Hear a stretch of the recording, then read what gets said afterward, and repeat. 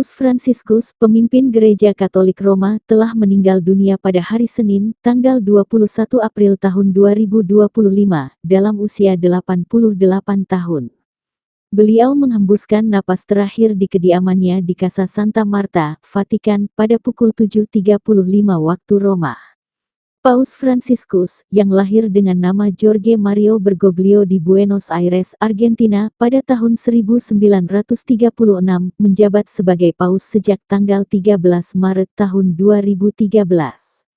Ia dikenal sebagai paus pertama dari Amerika Latin, paus pertama dari Ordo Jesuit, dan paus non-Eropa pertama dalam lebih dari 1000 tahun. Selama masa kepemimpinannya, Paus Fransiskus dikenal karena pendekatannya yang sederhana dan penuh kasih, serta komitmennya terhadap reformasi Gereja Katolik. Beliau aktif menyuarakan isu-isu global seperti perubahan iklim, ketidaksetaraan ekonomi, dan hak-hak pengungsi.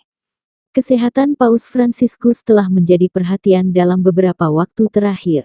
Beliau sempat dirawat di rumah sakit karena pneumonia dan gagal ginjal, namun tetap menjalankan tugas-tugas kepausannya, termasuk memberikan berkat Paskah terakhirnya dari Basilika Santo Petrus pada Minggu tanggal 20 April tahun 2025.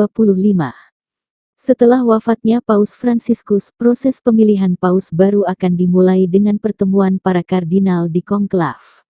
Sementara itu, umat Katolik di seluruh dunia berduka atas kepergian seorang pemimpin yang telah membawa perubahan signifikan dalam Gereja Katolik.